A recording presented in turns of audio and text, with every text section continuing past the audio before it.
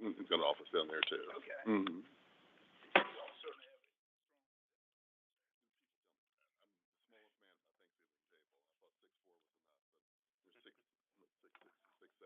Oh, really? Mm-hmm.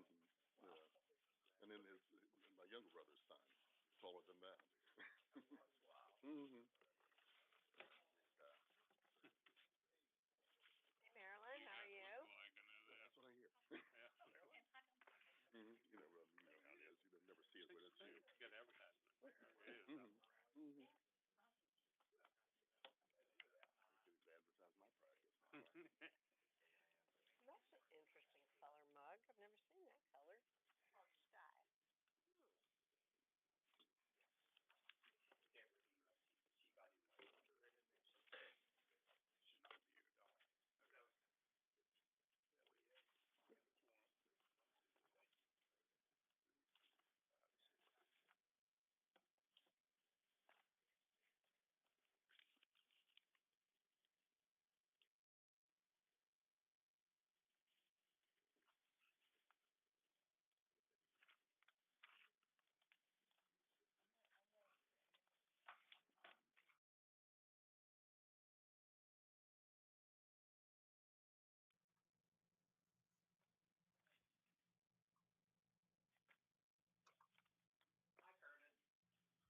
Hello. Good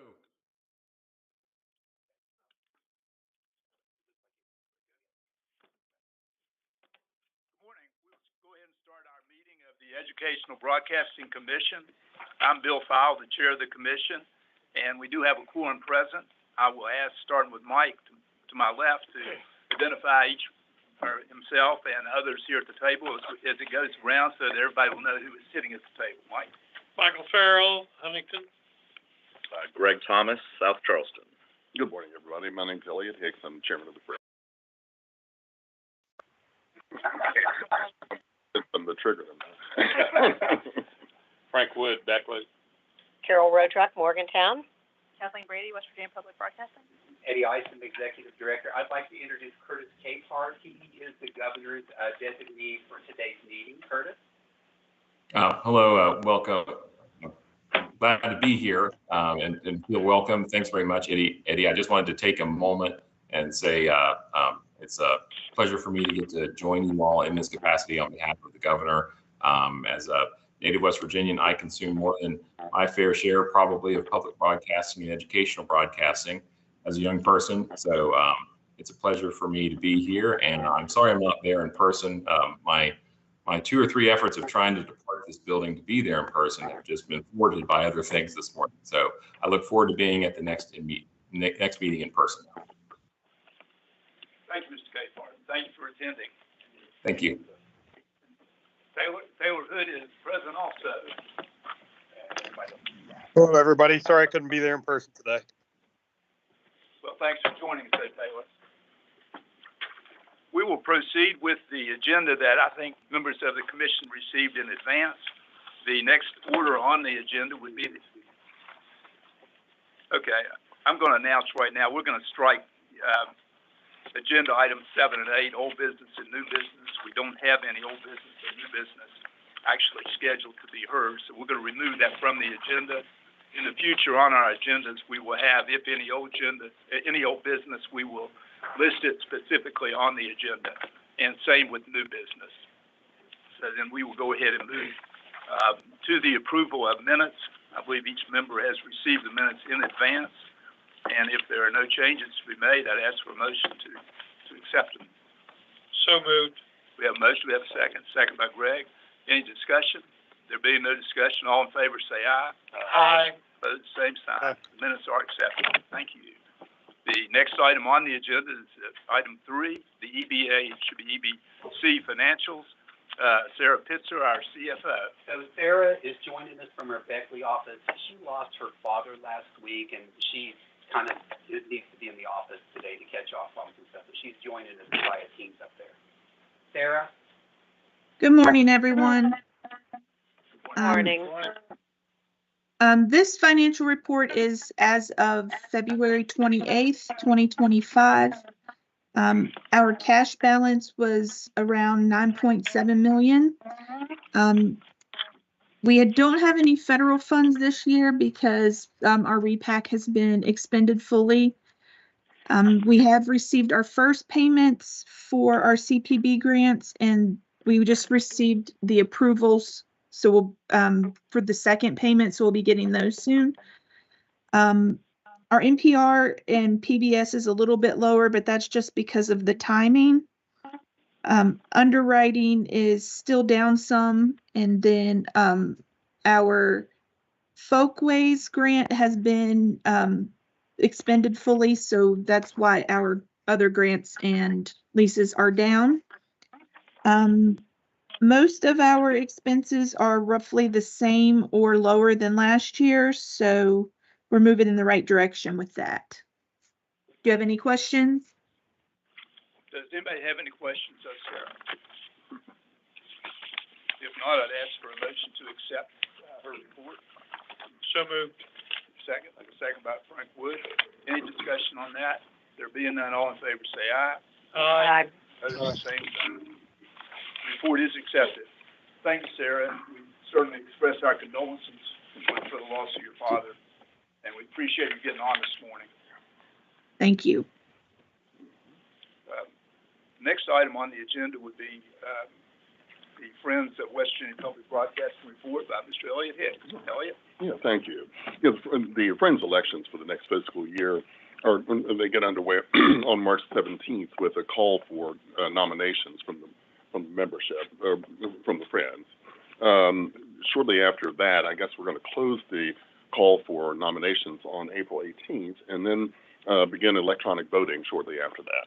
So, we'll announce the new board members at our next meeting, your next meeting, all that, okay?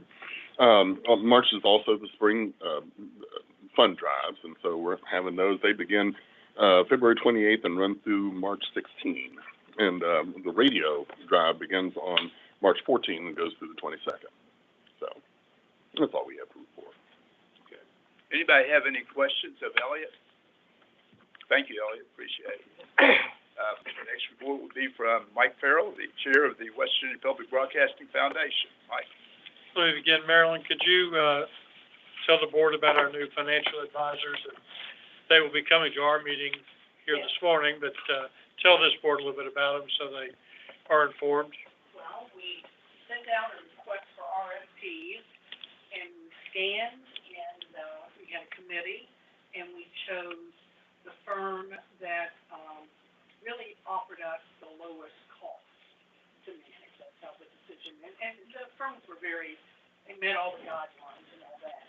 But we will meet today, Clinton Clark and John Gibbon from Burke and Herbert, and Ian Flores from NTD Asset Management. They're going to be arriving about 11:15, so they can introduce themselves at the foundation meeting.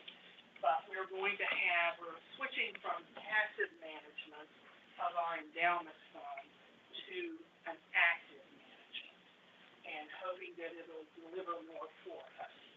So, we're not too active, but within guidelines, I am going to bring a proposed set of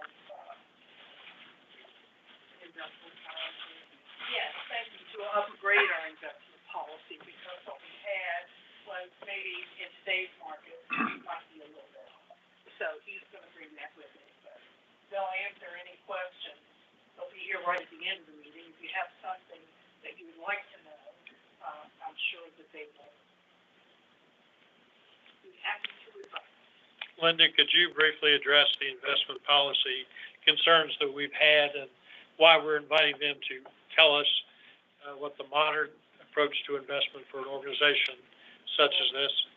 Or that the investment policy was between 15 and 18 years old, and it specifically said, X% should be invested in fixed income, and, it's assigned percentages for domestic large cap, and it says such as, and specified in the exchange fund, and then domestic mid cap, two international equity funds, these are all exchange traded funds, there were 5 of them, and of those five that were specifically mentioned in the investment policy, those were the five that we were invested in.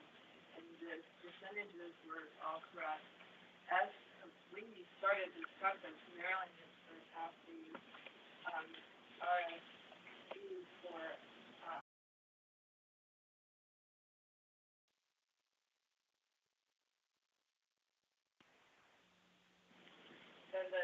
Apologies.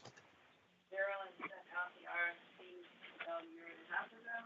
So a year ago in December, I came down and Eddie and Maryland and I interviewed teams from 5 different banks with their proposals.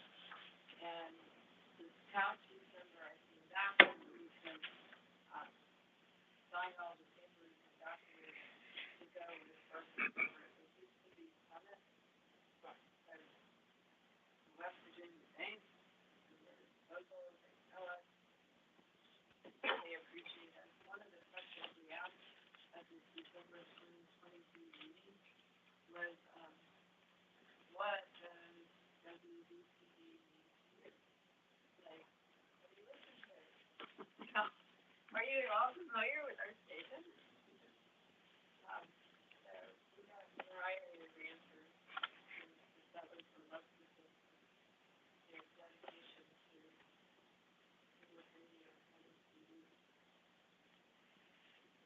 Thank you, Linda. Linda has been outstanding as the individual heading up this whole aspect of what the foundation does in terms of looking at the money, looking at the investments, and trying to get us positioned correctly. Obviously, what might have been good in 2007 is not necessarily good today. Summit Bank, when our process began of vetting opportunities, has now been merged into Burke and Herbert, which is a bank based in Maryland, a regional banking system with more significant assets and an ability to give us an excellent product, we believe, at a lower cost, which is one of our objectives in protecting and having this foundation money for the long term.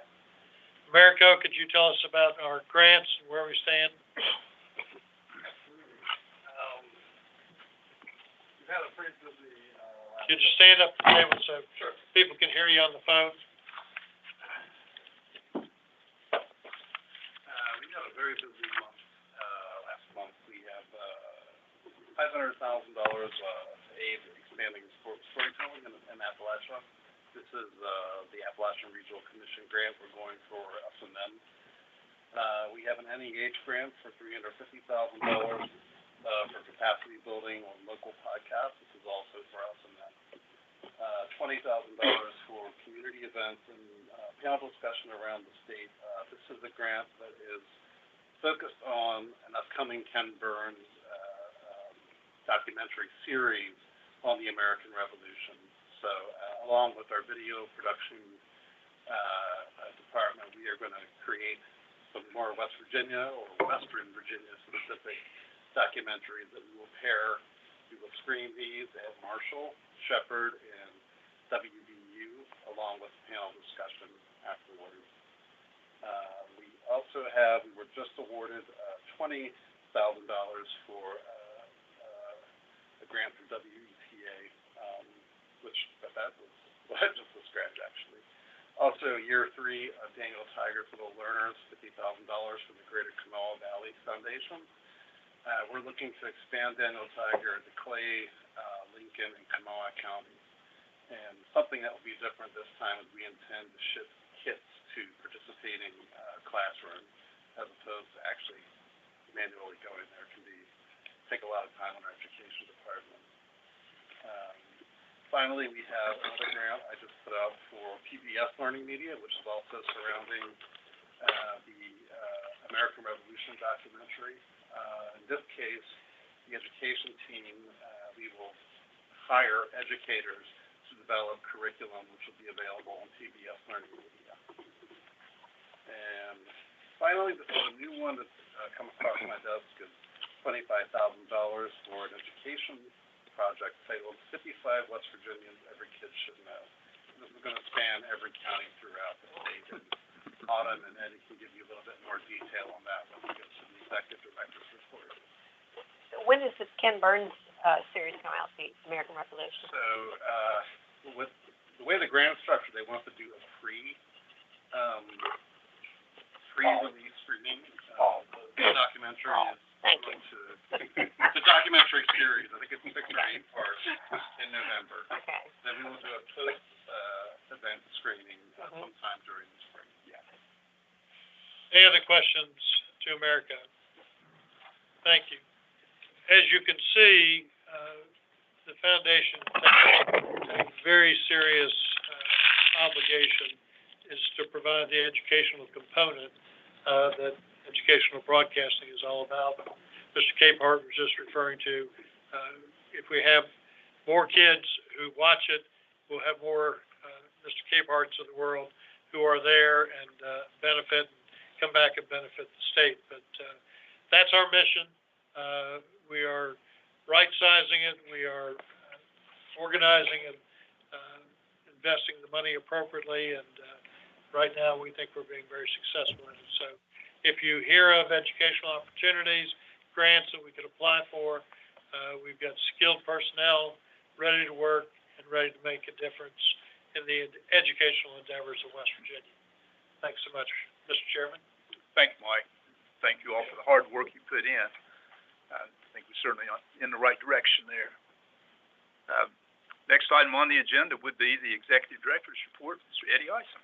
Good morning, everybody. Thank you all for being here. I've got a lot of stuff that I'm going to talk about that we're doing, but I'll try to get to it as quickly as possible. But look around the room at the staff. These are the people here right now that make what we do possible here at West Virginia Educational Broadcasting. I think every department is represented here today. So I'm going to talk about a lot of the stuff that they've been doing, they're in charge of. But first, I do want to give a very quick legislative update. The West Virginia legislature is in session. As you all know, there has been legislation introduced in both the House and the Senate that would combine arts, culture, and history with tourism, that would bring it into one organization. It really has little to no effect on West Virginia educational broadcasting. We remain our own organization number. We simply would report for administrative needs to a different secretary than what we previously did. And as you all know, former Secretary Randall Reed Smith did retire anyway. So the reorganization bill, it really will have little to no effect on what we do here at West Virginia Public Broadcasting. I have been working, of course, with Mr. Capehart and with Secretary Ruby, and we have had discussions on possible collaborations that this could bring about that makes sense for West Virginia educational broadcasting. So it might be a really great thing actually going forward. Along the lines of the budget, as you know, the governor during his State of the State address did say we have a shortfall and he's looking for ways to save money throughout state government. And of course, that includes us, as it does every organization. The proposed budget does have a 13% reduction.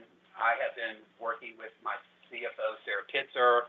I've been having discussions with the secretary as well, et cetera, to find out what this would mean for us. We're currently making plans, but we're looking at a lot of different ways that there's the possibility of absorbing this. We don't really know at the end. We had a Senate Budget Committee meeting last week. I was there to answer questions. Tomorrow is the House Budget Committee meeting. I will also be there to answer any questions they may have. So those are the two things that we're watching in the legislature that we are keeping an eye on. So now I'm going to get to what your staff has been doing. The Education Department has been extremely busy. Of course, that's why we were called Educational Broadcasting. Just last Saturday, they attended the Super Saturday at Marshall Health Arena.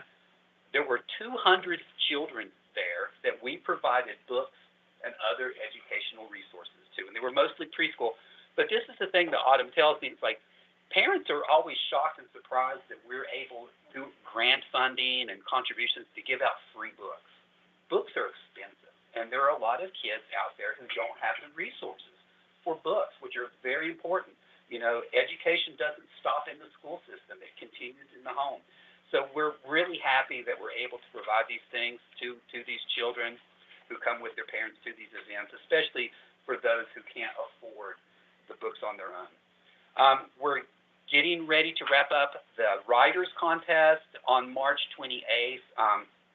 We work with Marshall University on this. We have students at Marshall who are independent, who judge these stories for us so that staff members aren't. It also gives our working relationship with Marshall University different ways that we're able to do that. And we will have a big party for all the winners at the Culture Center like we always do. This is made possible from the West Virginia Drug Intervention Institute. They provide the funding for us to do this every year, so we're really thankful for our private partnerships that we create in the communities to help us meet our mission, because we can't do it alone. And since we are public broadcasting, it's important that we work with the public, both our members as well as organizations and businesses, to make sure that our mission is met. The Daniel Tiger's Little Learners program that we've talked about, this is in Boone County, and we use curriculum from Daniel Tiger's neighborhood to get kids ready for school. We teach them social skills that are necessary for them to enter the school system. We're getting ready to celebrate that at the Madison Civic Arena this May with 250 students from Boone County, because this year we were able to expand it to the entire county. Last year we had 2 locations. So that's going to be a big party, and that's all thanks to the Greater Kanawha Valley Foundation. We have applied for a grant for another year to expand this program into Clay, Lincoln, and Kanawha counties. So we're really hopeful that we're going to be able to bring this program that has been extremely successful into other counties. And then, of course, Autumn and I have been talking future discussions about, we would hope for one day this to be a statewide thing. Of course, we have to work out those logistics.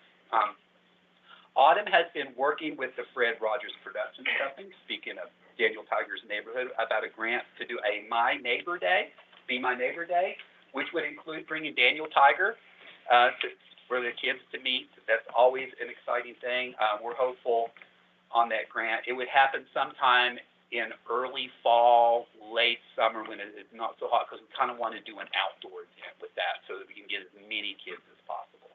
So we're looking at venues and other things. On Thursday, February 20th, we did a screening at the Kanawha County Public Library.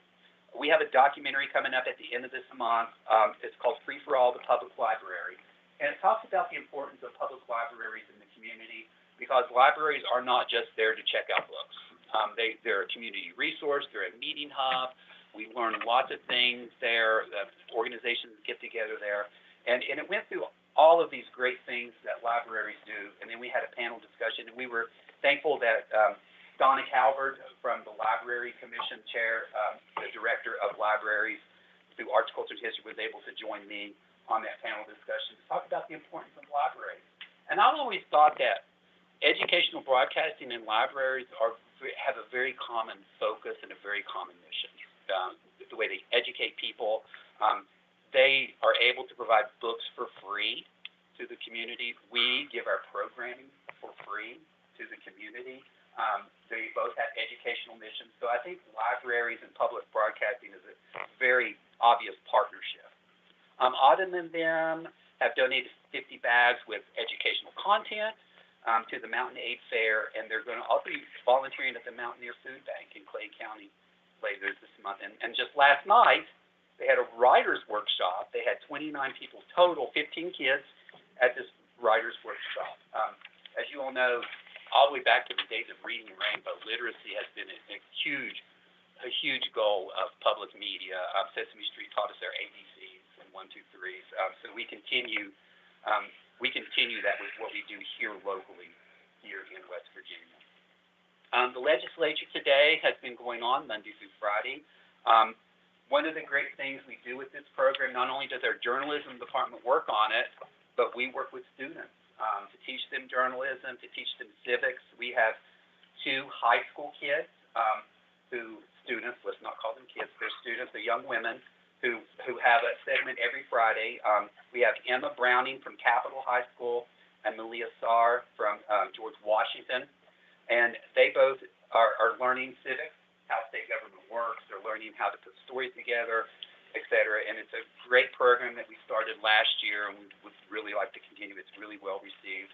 And this year we've expanded to include video production students from Marshall University. They have been working with Randy Yowie. We have a bureau at Marshall. They have been working with him for segments to produce for the legislature today. And we're really thankful for the Friends of West Virginia Public Broadcasting because they allowed us to give a stipend to all these students. So, you know, they're learning, they're getting a little money to, you know, to reimburse them for gas, lunch, et cetera. And these are great resume building tools, especially for the university students going forward, because they're going to be able to tell people and they're going to be able to show them that they work on an actual journalism program whenever they go forward. So we're really thankful that our partnership with Marshall, which we just started that, has been going so well. Mountain Stage, we have of course, we have a show this Sunday at the Culture Center, March the 9th. If you haven't bought your ticket, you can still do that. And we have a lot of other shows coming up. We're going to Manassas, Virginia later on the road, and Adam and his team continue to book shows throughout the year as we celebrate over 40 years of Mountain Stage here at West Virginia Public Broadcasting. Our video production department, they've been working with these students as well as doing their own thing. They just had screening this past weekend at Marshall University's annual pop cultural event, CurtCon. Marshall University keeps coming up a lot today. You all know this. We were just real excited we were able to bring that partnership back together. We had 3 showings and panel discussions for 4 of our recently released documentaries, Unlocked about escape rooms, Dark Folklore, which examined the haunted areas of West Virginia that we released last fall. Grappalachia, which looks at the culture of Appalachia and their love of wrestling. And of course, Hey Cartooners, which was our documentary about Jewel Huffman, who was known as Mr. Cartoon. We are getting ready to release Almost Heaven. These are shorts that we have been working with the Clay Center on. Shannon Silverman, an astrophysicist there, is the host of these. We focus on the skies above West Virginia and what people can look for. These are shorts. We're going to air them on broadcast between shows as filler material. We will release them on our streaming platforms as well as our YouTube channel. Autumn and them have been working on possible ways to bring this into the classroom with some curriculum as well. Moving to digital, we've seen some growth in our app. If you don't know that we have an app, you should download it on your phone. Yeah, search for WVTV. You can do a lot of stuff on that app. You can listen to our radio broadcast. You can do on-demand podcast. You can actually, I don't know how many people actually watch documentaries on the phone, but it's possible. Okay, we provide them there. They're really good for the shorts in particular, which, almost have. Yeah, it would be really great for things like that as well. But, we also have our curriculum on there for teachers to use, download, easily access in the classroom with their phones. We've started a campaign to make people more aware of it, and we've already seen increases in the number of users that we have had. Since December, a 9% increase in unique users. And new users from the beginning are up at least 16% right now. We have promos on radio and TV. So fun fact that Liz provided us with was the time of day when users are accessing our app the most is in the mornings, during Morning Edition and West Virginia Morning, which, obviously. And the 2 programs that we produce that people love the most are West Virginia Morning as well, to keep up with what's going on in the state, and Inside Appalachia, where we cover, the culture of all of Appalachia here and centered here at West Virginia Public Broadcasting. America talked about a lot of the grants. I want to reiterate, we just got word yesterday that we received that $20,000 grant so that we can do screenings of American Revolution by Ken Burns at 3 locations across the state. We're really excited about that. $20,000 is a really good grant for us for that, and we're going to be able to spread that across. It works really well. We have been a part of the America 250 commissioned here in West Virginia, so this is going to be part of one of our many contributions to that committee that's been working on the America 250 project for next year. Again, we've applied for grants to expand the Daniel Tiger Little Learners into Clay, Lincoln, and Kanawha counties. We've constantly applied for grants to help us tell West Virginia's story in many ways. And the exciting one that Margaret Miller has been working on, that grant for an education program. 55 West Virginians, every kid should know. And I bet every adult in this room doesn't know 55 heroes from all 55 counties. So, I mean, it's not just for kids. We're lifelong learning here. And so we're really hopeful for that project. Of course, Elliot talked to you all a little bit about what we've been doing in membership. But Monday night, there was a national program called America Made with Love. And it was nationally produced. And in that documentary, they went across the country to look at crafts across the country. And they did 3 segments from here in West Virginia. They included J.Q. Dickinson Salt, Chef Paul, and Base Camp Printing. We have a special thank you gift for people for appreciation of that program. Chef Paul gave us a recipe. Base Camp Printing put it on a nice little poster, and we got a jar of salt from J.Q. Dickinson. So we were really thankful for that. It's really unique, and it's exciting that West Virginia here, Charleston, West Virginia, made it into a national PBS program, and in a good way, in an important way. So, we were really excited about that. We have new T-shirts and a new mug coming out for our upcoming radio pledge drive. The mug is here. It's a nice little blue color. For all you people who know, people love these mugs. They love to connect them. It's actually serves more of a purpose than saying thank you. Like, people become ambassadors for West Virginia Public Broadcasting when they drink out of this, and people ask them questions about it. Of course, we're telling the West Virginia story on that side. And we have a new T-shirt we're going to roll out for people to show their love. As you can see on the front, these are long sleeve. We also have short sleeve. I heart West Virginia Public Broadcasting, and at the back you can proudly say you are a West Virginia Public Broadcasting nerd, because we are proud of the fact that we do educational television. We had someone who used to go on pledge drives with us, and he would always say, I watch PBS on purpose. And it's like, so, and people do. They do watch it with a purpose. It's not just to mindlessly entertain them. They watch, they listen to learn things, to find out what's going on in the world, to learn about new cultures, to learn about the culture here in West Virginia. We did our last hurrah with the Hall's Chocolate. We worked with them for over 30 years, but the time had come, so we did one last hurrah with them. We are so thankful for the over 30 years that we were able to partner with this local company, to thank our listeners and our viewers for those who donated at that time. So, we're going to be looking at new ways, new things to do to raise funding in the future, because that's going to become very important to us going forward. We do have a new donor services representative. She's not here, Liz Swick. So we did add someone to the staff for that. As Elliot told you, TV Pledge Drive's going on now in March 16th, and then radio pledge drive, there's a little bit of overlap. We'll start March 14th and go to the 22nd. And just as an FYI, for fiscal year 25 to date, we have 852 new first-time donors to West Virginia Public Broadcasting. That's real exciting news. We did have one other staff addition to work with Xander. He finally got an assistant program director. So, we've been looking for that for quite a while. It's really hard because our careers here are so focused. It's so hard to find people that fit into what we do and what we need. They're not like the normal type of jobs that you see out there.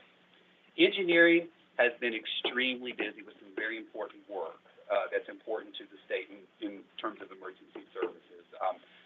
They've been upgrading our mics and stuff for us to use. But and another project that Brian loves that he's been working on, we've made progress on. We have an old 10-meter dish that we are working with the universities to turn into a radio telescope. And we have been making progress on that, and it is actually quite exciting. Anytime that we can partner with the universities and do these educational things that go outside of broadcast, it's always so exciting to get them involved with us. But the two important things that they have been doing with emergency services. In Cabell County, they're getting ready to move their antennas onto our tower from the tower that they're on now. And the reason that they want to share tower space with us is to increase their radio reception throughout the county. They've been having trouble with crews not receiving radio traffic. So we're going through that process. We've signed our MOUs. The weather kind of halted that over the winter, but we're getting back into it. Do we have a timeline when we think they might be over, Brian? Not yet. Okay. Kind of at their merge with Cabell County EMS. Okay. Their crews feel like they can get up on the tower. Okay. But we paved the way for them, so we're just waiting on that. Okay. And another county that's been having serious issues receiving radio signals is in Mingo County. So we've been working with the Mingo County EMS as well to try to help them to get their signal out there because, you know, especially in Mingo County where it's so rural, it's so important to be able to contact people in cases of emergency. So those are two really important projects that also go beyond broadcast that the staff here has been working on that actually will make a huge impact on the community that they serve. And again, you know, these are internal things, but they're important. Air purchase order system, IT worked to increase our security of that.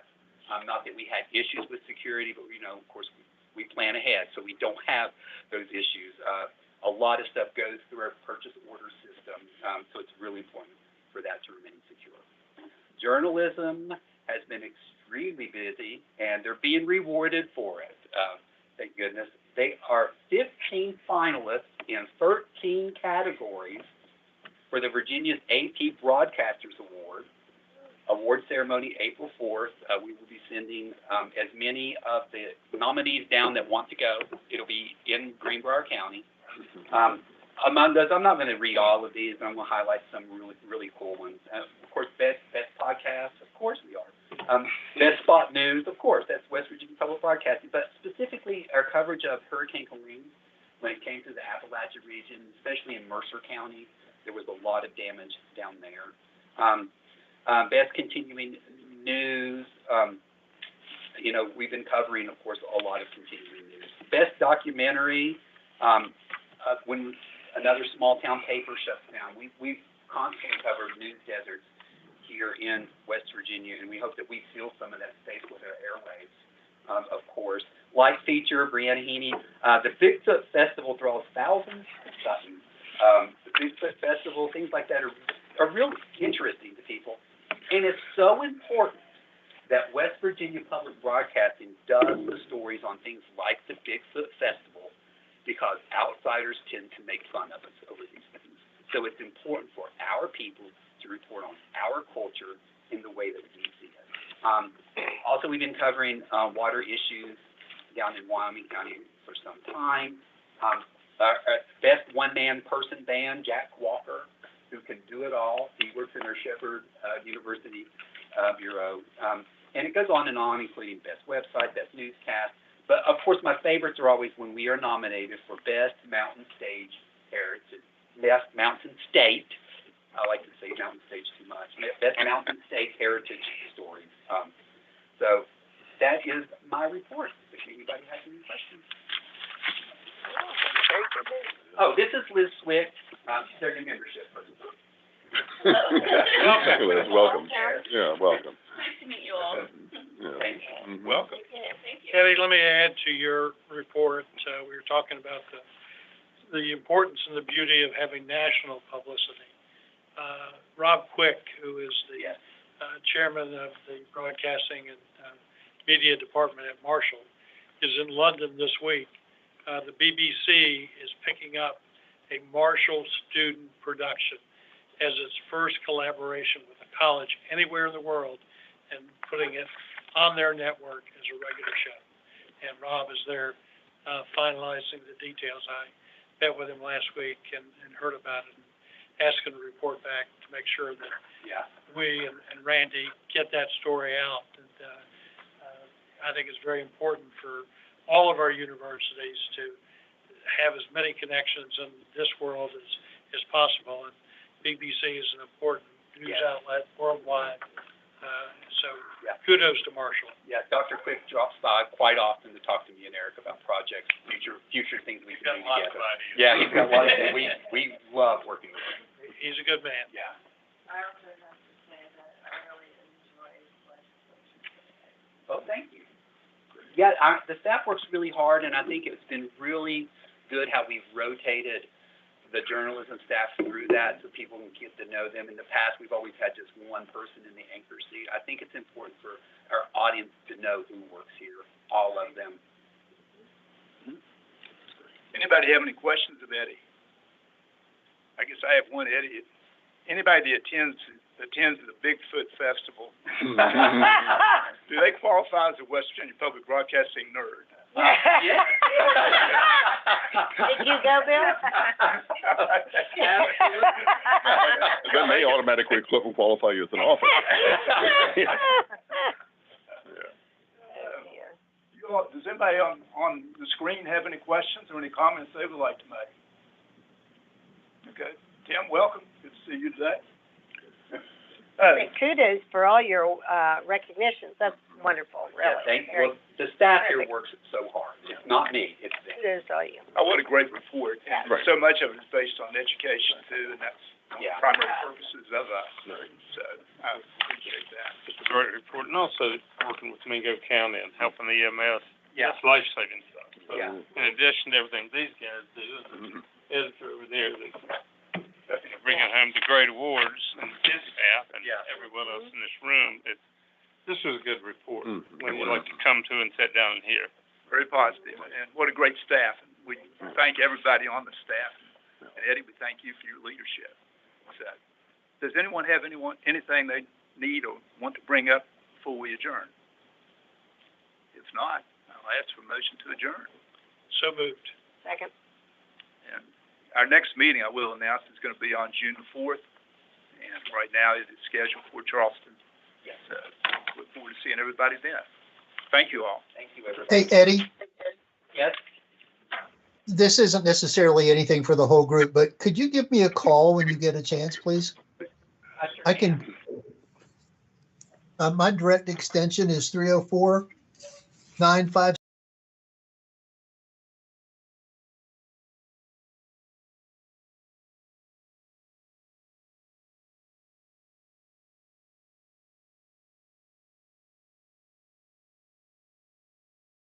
Very good. That's Tell me awesome. schedule start. Foundation by 30.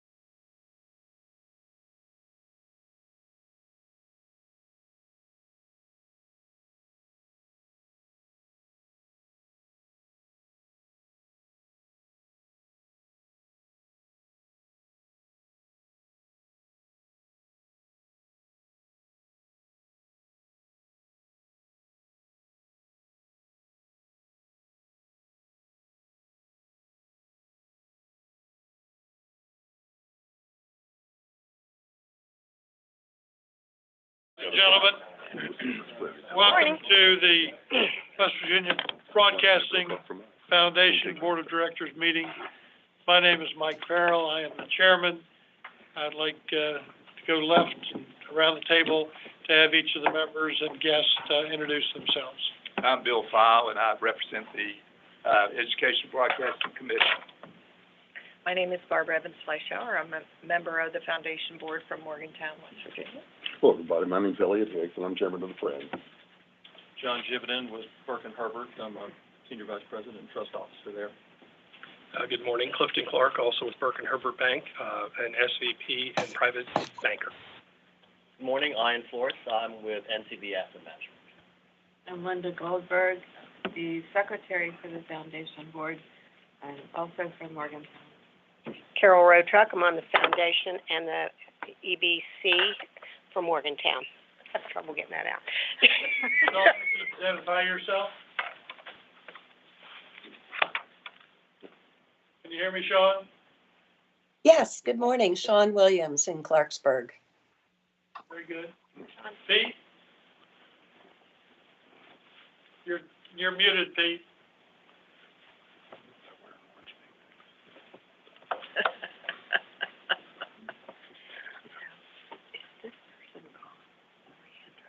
He's Pete Holloway from Wheeling.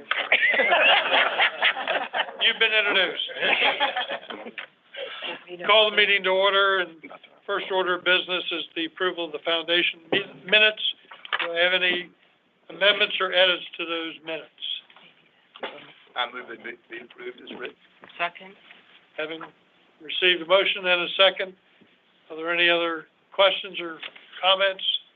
Hearing none, all in favor signify by saying aye. Aye. Any opposed? It passes. Sarah Pitzer is on the screen.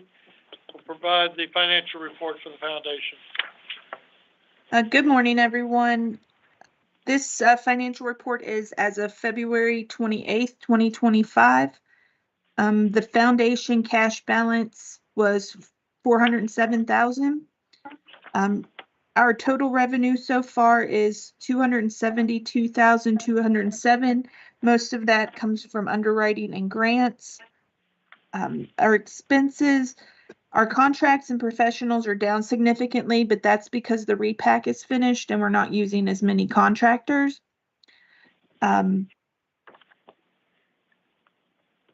The repairs and rentals are down significantly because last year Tyler had made a lot of upgrades. And then association dues are less because it's just a timing issue on that. Do you have any questions on the foundation side? Anybody have any questions regarding the foundation issues? Okay. Hearing none, proceed, Sarah. Anything else?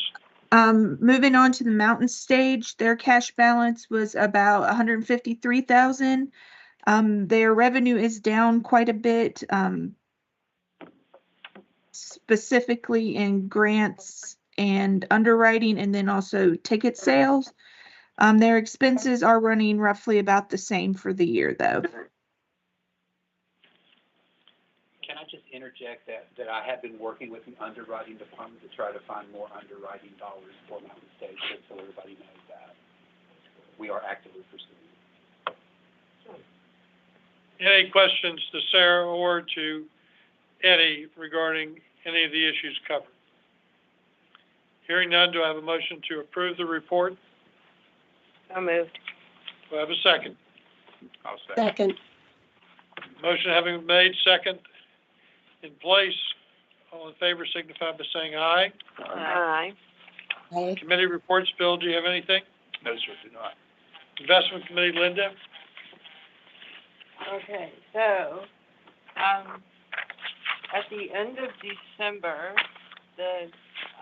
all of the assets were still at Wells Fargo, and they got transferred over to our new bank, Burke and Herbert, but everything was transferred by the 24th of January.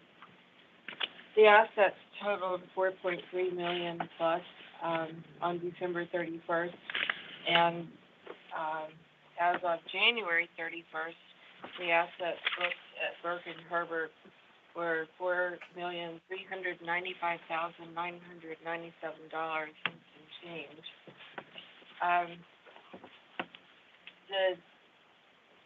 The charts that I had sent out to the investment committee showed that the two international exchange traded funds had started going down right after the election, but by February 25th, they were headed back up. So I'll be real interested to hear what the new investment policy is going to be. Anything else that you want? Well, when we include our guest within the report to the committee, and I think specifically, this foundation board exists with a fiduciary obligation to manage these monies appropriately.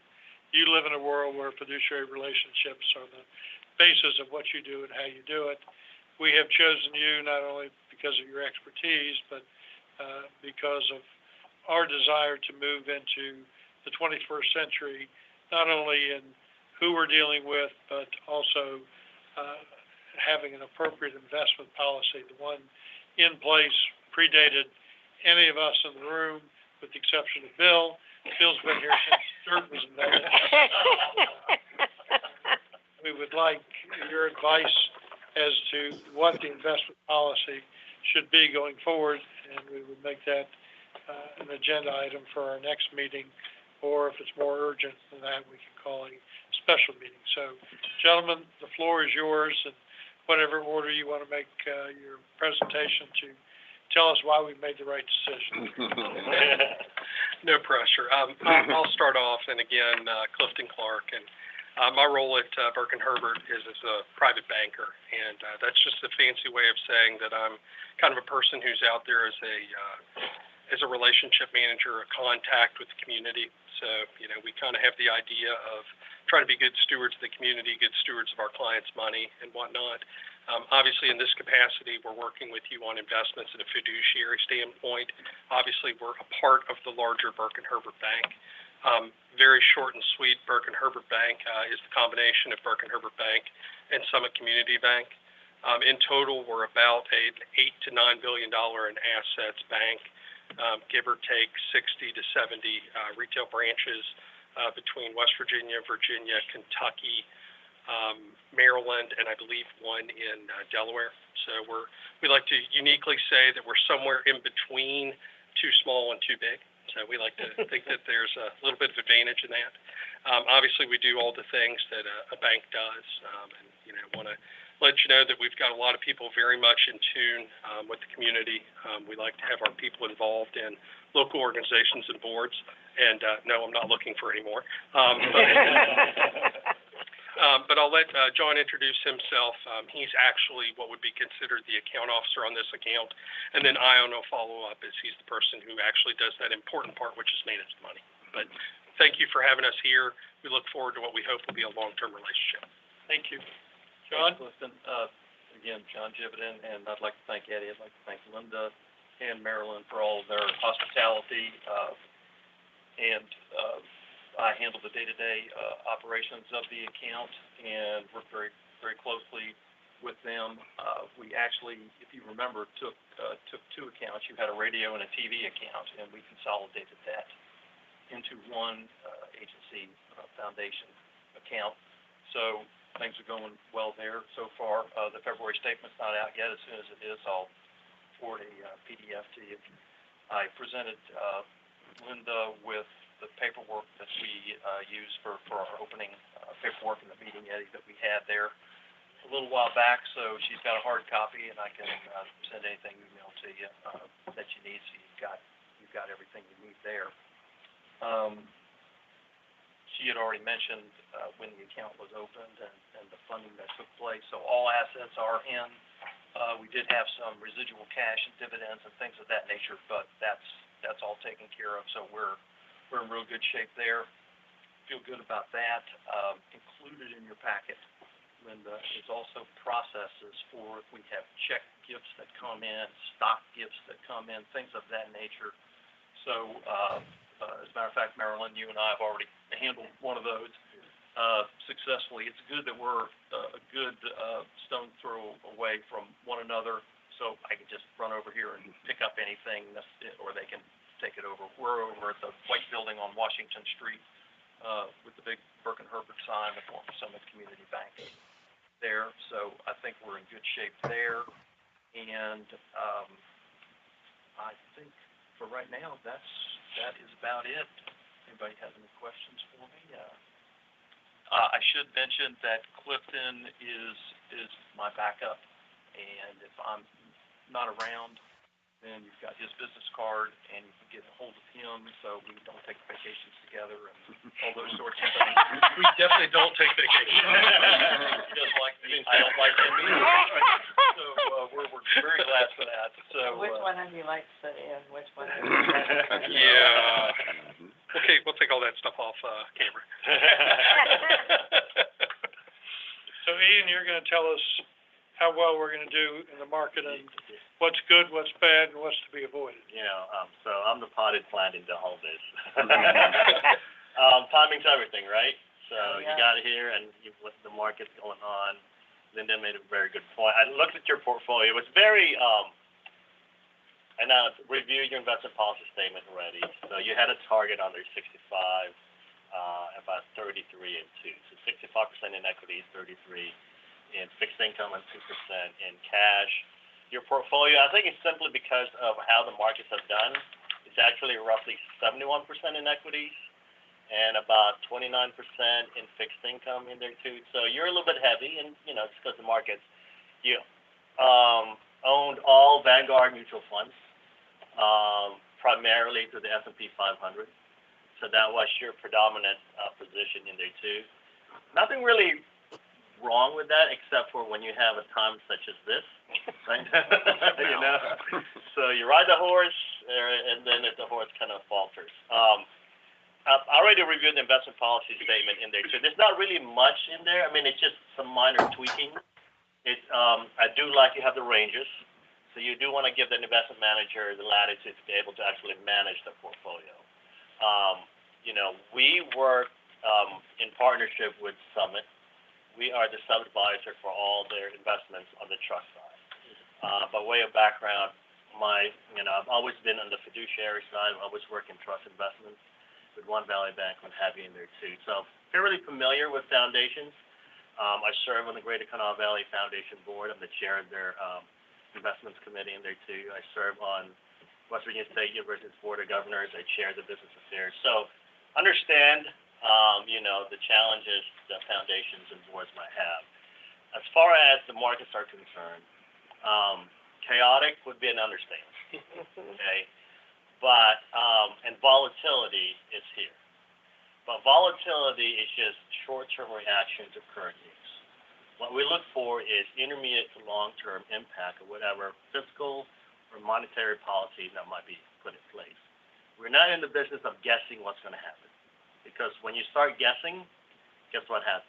You get whipsawed, right?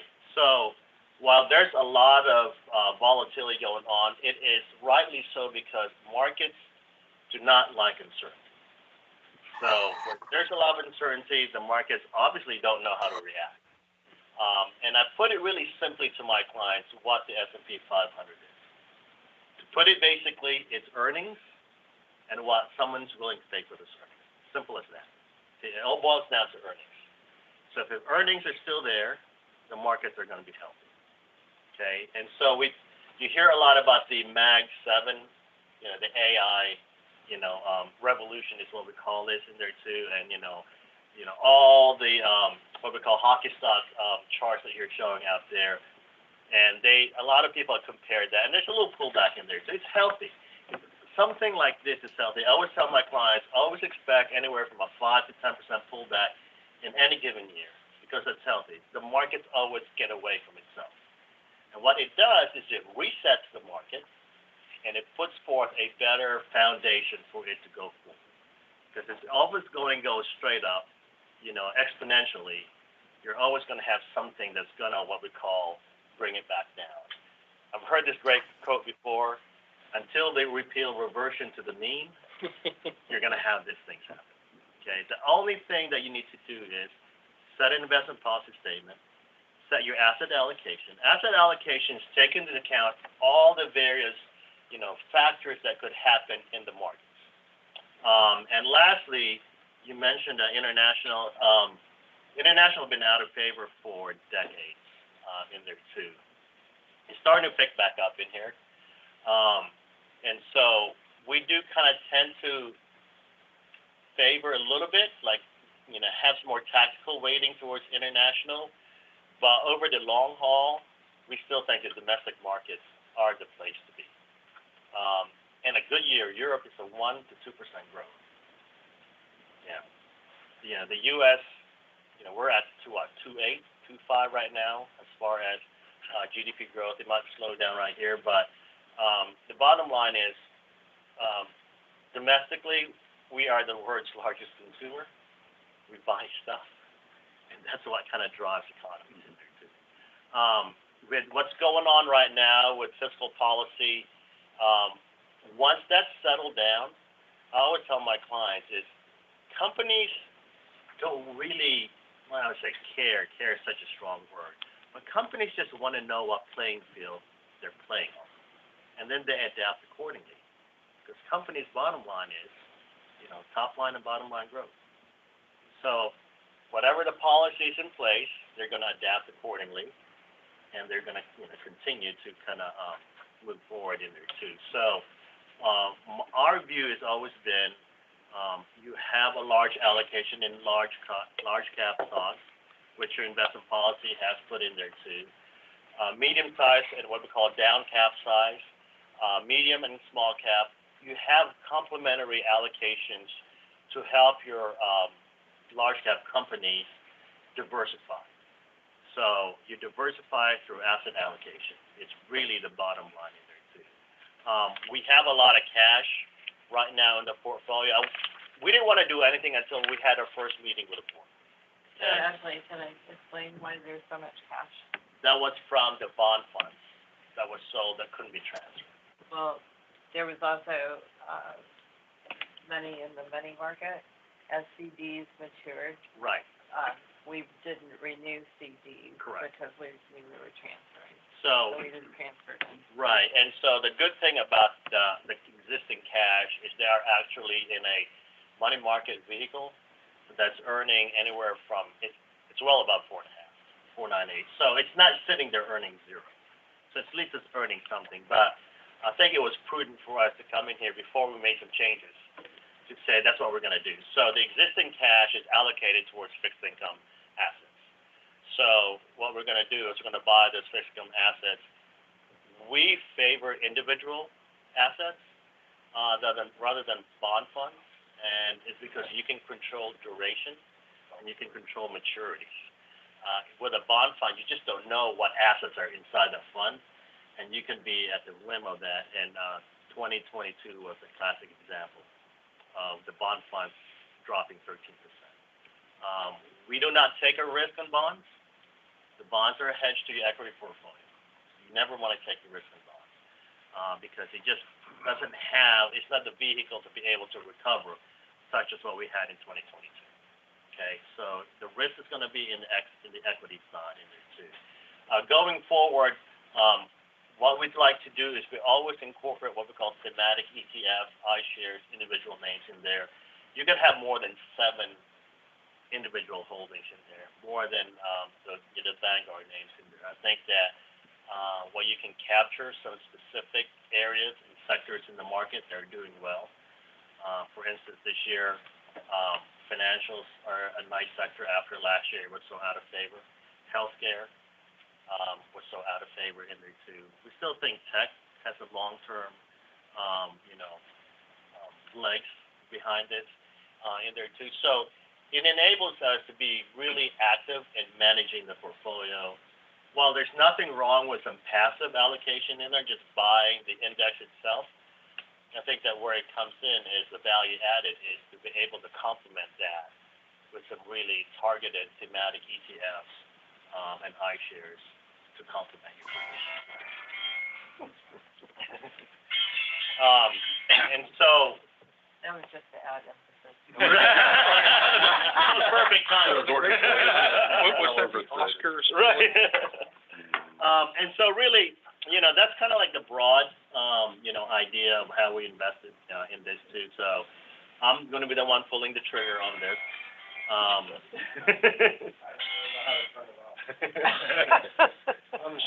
We need a 12-year-old.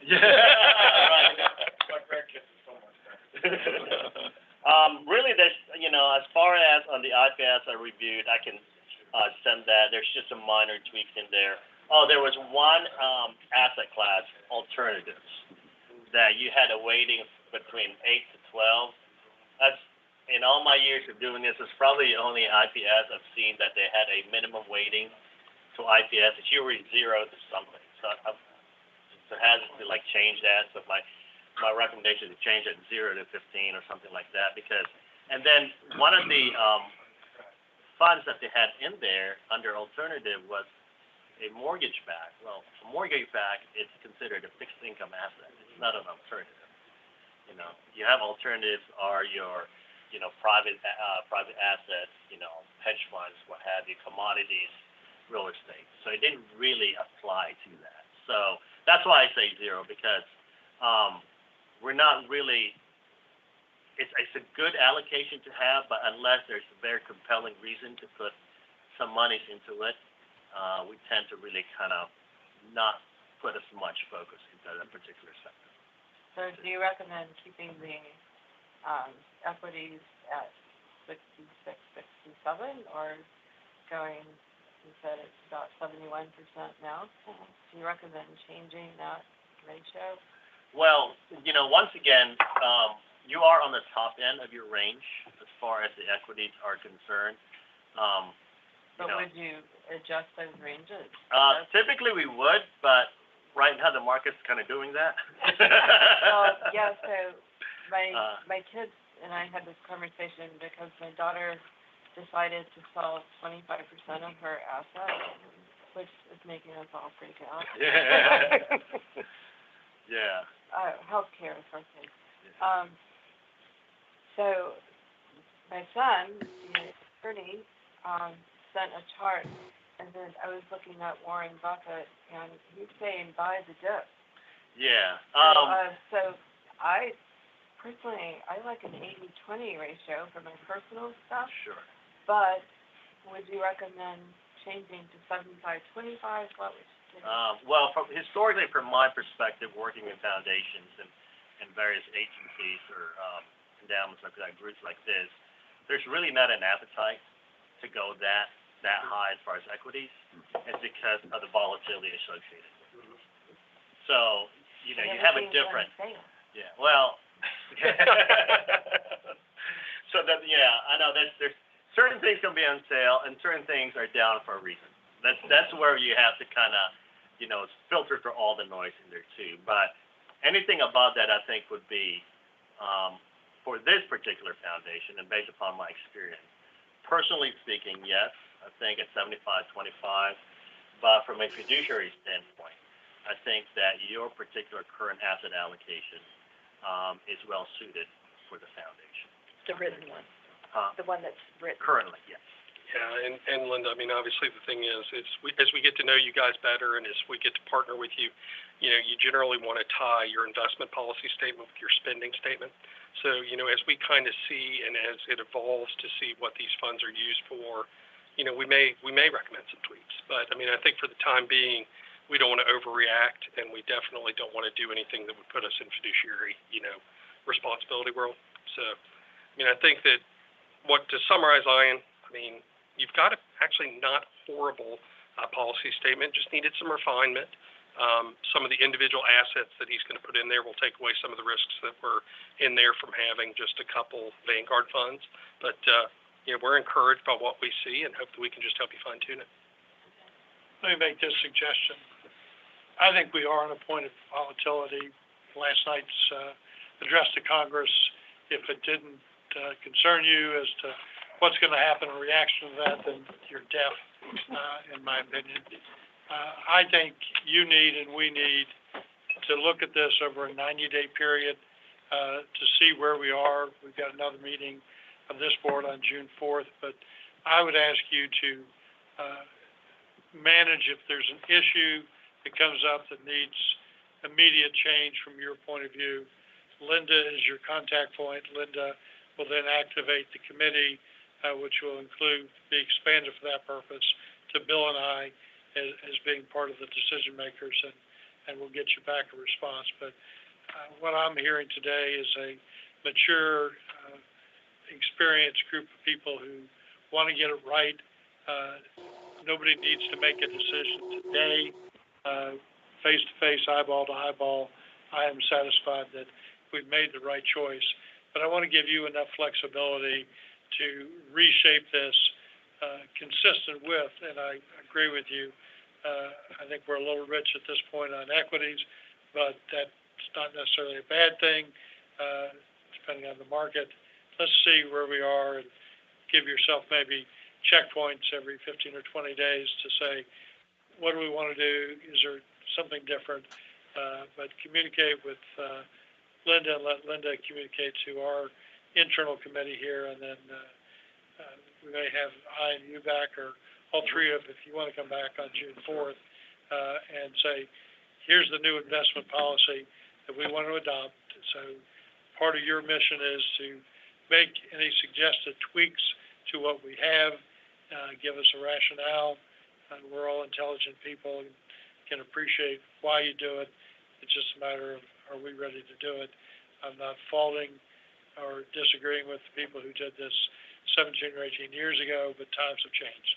And that's part of what I'm about, is being consistent with the issues that present you today, not what happened necessarily pre-2008 or at any other point. Barbara? Thank you, Mike. I have a question. I spoke to my financial advisor. I was going to do a year-end review, or we did a year-end review, and then she suggested we speak again in February. And it just doesn't seem like February was enough time to figure out what was going to happen next. And I don't think I've ever lived through times like we're in right now. And I'm just wondering what who knows? I mean, it's been unstable for quite some time.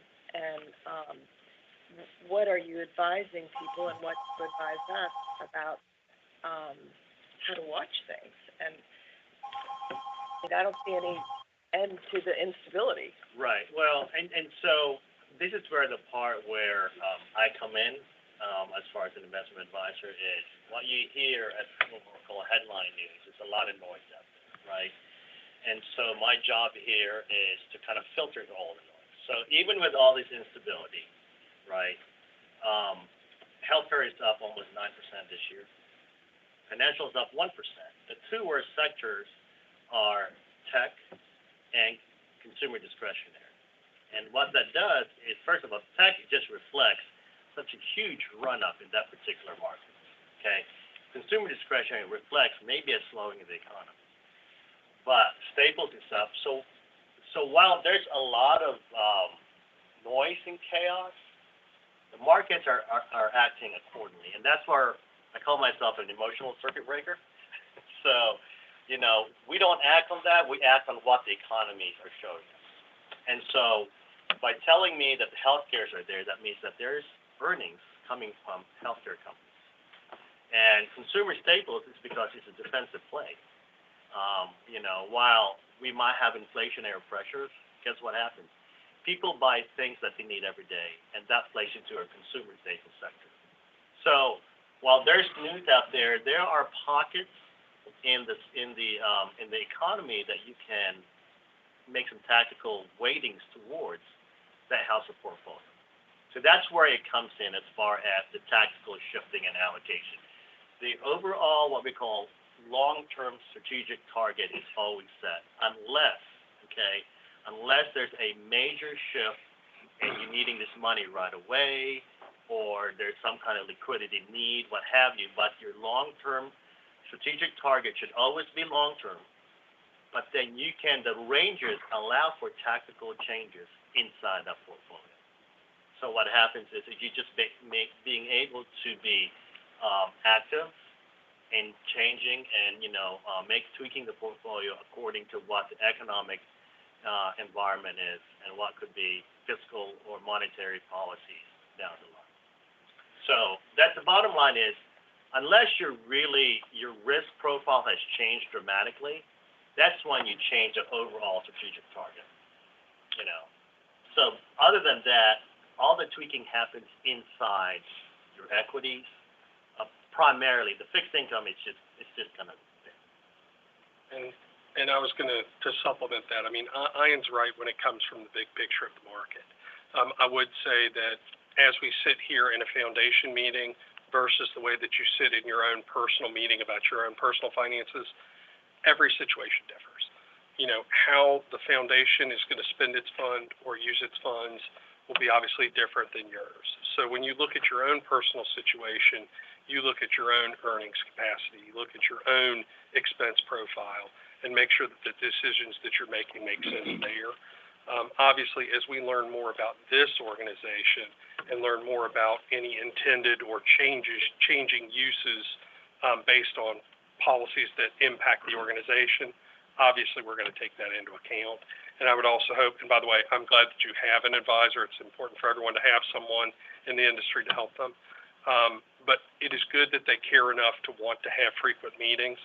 So, I mean, maybe some of these anticipated changes have taken a little longer to take place than you would want. But I'd say that in tumultuous times, meetings every month or two isn't a bad idea to at least consider. Thank you both. And actually, I was thinking, should we be thinking of that, like having more frequent contact with you? We're gonna come to every board meeting, every 3 months. Well, I mean, I do think that from a committee standpoint, I mean, if you look at it from an organizational standpoint, if the board is making changes in what the organization's doing, and if then the organization needs to look at either its spending or investments in a different way, we want to be involved. So, I mean, it's never too infrequent for you to reach out to us if those kind of fundamental changes need to be made. Well, it may depend on the state budget. Precisely. Yes. Right, because We right could now have you're. some really, really big changes. Yeah, because the IPS has a spend policy of 3%. Right. So your current allocation can more than support a 3% spend policy. But then if it starts increasing, then you would needing to have some more growth potential in your portfolio in order to keep up with that. So right now, the 3% is more than, the portfolio can more than that and continue to grow. So there's growth above the 3% payout based upon your current asset allocation. Yep. If that continues to creep up higher your spend policy, then that's when a serious discussion about overall asset allocation and investment objective needs to be. And Linda's spot on. I mean, that we want to be a part. If one of your funding or if one of your uses changes, we want to know that so that we can help, pivot or react to that. Barbara, I think the reality is we have been dependent for the entire existence upon the federal government in giving us the big money that we had to spend for towers, for upgrades, and those kind of things. Whether or not in this DOGE world that we're in right now, that paradigm is going to change, could change our spending patterns, Or the state. or the state. I have a little more confidence that the state appreciates who we are. I don't have that same confidence that public broadcasting, emergency broadcasting is going to have the same weight it has had in prior administrations in Washington, and that's why we've alerted Eddie to keep his ear to the ground and see what's happening. And every day is a new day. So I think the essence of what I'm suggesting is a flexible approach. Intermediate meetings are fine. We have an executive committee meeting of the broadcasting board every week with Eddie, so that we as an executive committee know we can put one of those in and set that up if things start changing faster than we want, get on the screen and talk to each other and make this appropriate. Carol's part of that executive committee meeting and knows how we do business. So I'm, again, satisfied that we have people who understand the marketplace, understand our niche in West Virginia and what we do and how we do it. And I think that was one of the deciding factors in going what was originally Summit, now Burke and Herbert, and saying we want somebody who knows enough about us to ask us what's happening and give us one more seat at the board level, saying here's what we think's happening, and we'll be honest, not just kowtow to any individual's belief. So we need integrity, honesty, and that fiduciary obligation that I'm personally satisfied you folks bring to this endeavor. Linda, anything else from your point of view? No, they did promise to double our annually. Good, did we get that in writing? Yeah. I think it's in here somewhere. You mentioned that, last meeting, I did jot that down in my notes. Deny. I'm gonna wait it out real quick. Yeah, exactly, water up and hold it away. So, I already reviewed the IPS. I will email it's just minor tweaks in there That's fine. too. And then that way we can, have that, at the next, board meeting. But in the meantime, I will put the money, the cash, in place and invest it into individual bonds in there too. And see where this market presents us. But with every kind of challenge, there's always opportunity. Absolutely. I'm telling you, half the country is on Ozempic or Wegovy. There you go. That's For Novo sure. Nordisk, and, Lately. yeah, but it also, the other half of the country's gonna be on it because it's been useful for Alzheimer's. So, Yeah. everybody's gonna be on it, one way or another. Everybody. Any other questions by any board member? Eddie? Marilyn? I'm good. We can talk afterwards. I just want to, make sure you all are aware that the foundation has, 3% draw, from the endowment fund, after when they go into the next fiscal year, on July 1st. That's what Ian was talking about. Yeah, the 3%. and I'm hearing you, and I'm just saying we haven't done it for a couple of years, but I'll talk with Daddy about, maybe making it an annual thing that just happens seamlessly. Sure. We did want to make the distribution when the market was rising so that we wanted to make the most money that we could, but it's, Yeah, it's calculated on a rolling, yeah. few quarters, so it kind of takes away the volatility, so it just kind of smooths out, and you calculate on that 3%. But, to the foundation's credit, for not taking the 3% for a couple of years, doing well. We've It's some made that that- need it every year. Yeah. Precisely. Yeah. Right. Any other business to come before the board? If not, gentlemen, thank you very much for coming. Thank you so much. For your Thank you. insights, You. and we'll entertain a motion to adjourn. Second. All in favor? Aye. Aye. Aye. Bye.